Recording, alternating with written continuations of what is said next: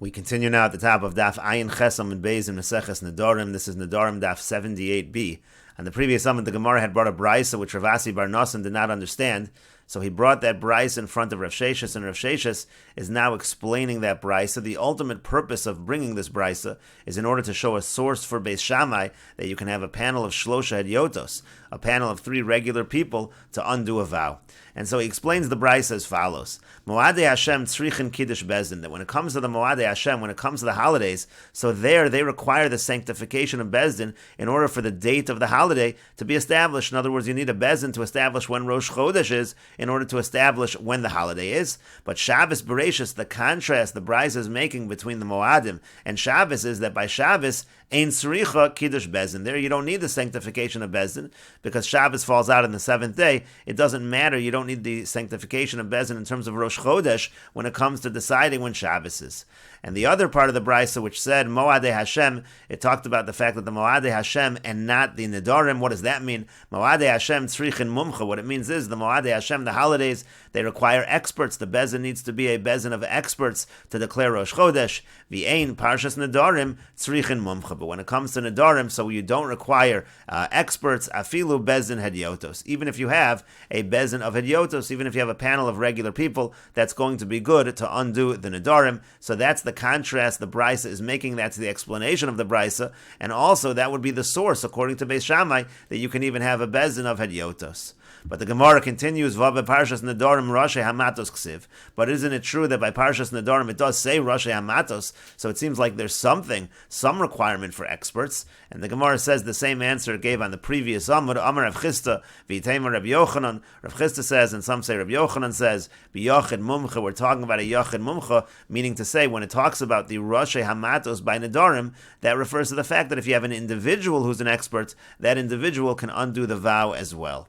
And the Gemara continues, Amar Rabbi Chanina says, Hashosek al menas lemekat. Let's say you have a husband, and the husband is quiet, but he's not quiet because he wants to be mekayim the vow. He's not quiet because he wants to uphold the vow. Rather, he's just being quiet lemekat. He's just being quiet in order to annoy her. So the halacha is, in that situation, mefer afilu mikan viad yud yamim. He's even allowed to annul the vow from now, for 10 days from now. He doesn't need to do it within the same day. Even though normally you need to annul the vow within the same day, that's not true if he was quiet just to annoy her. And the Mefarish over here explains, Hashosek al menas lemekat she'eno shosek kedei lakayim haneder. He's not being quiet in order to uphold the neder. Ela she'osek kedei lahaknito lahochicha. What he's doing it is to bother her and also to rebuke her. Kedei shelo targelot b'nedarim, so she shouldn't make any more nedarim. She savura shu shosek al menas lakayim. He wants her to think that he's being quiet in order to be mekayim it. So again, afilu mikan ad yod yamim, even from now till 10 days from now, yachol lahaver is able to annul it. Hol v'lo haya daito lakayim. Since his intention was not to be mekayim by being quiet, he had a different intention. Therefore, he's still able to be mefer even after 1 day. And the Gemara continues, Meisiv Rava asks the following question, Amosai Amru Meis Habal Nisurok Rishus La'av. The Brisa says, when do we say that if the husband dies, so then the power to annul goes to the father?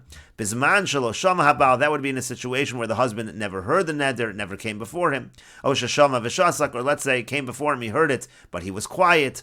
O Shashama V'Hafer, let's say he heard about it and he annulled it. Umeis Bo Bayom, and he died that day. The point is, a whole day didn't go by when he was quiet. He wasn't Mekayim the neder.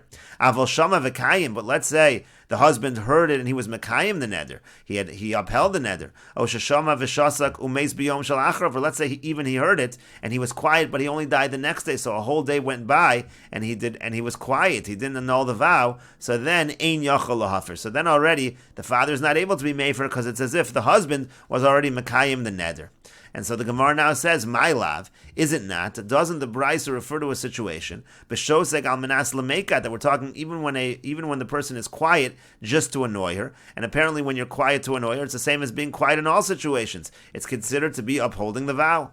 And the Gemara says, lo, no, b'shosek al menas lekayim. We're talking over here specifically when he was quiet, and his intention really was to be mekayim it. His intention was to uphold the vow.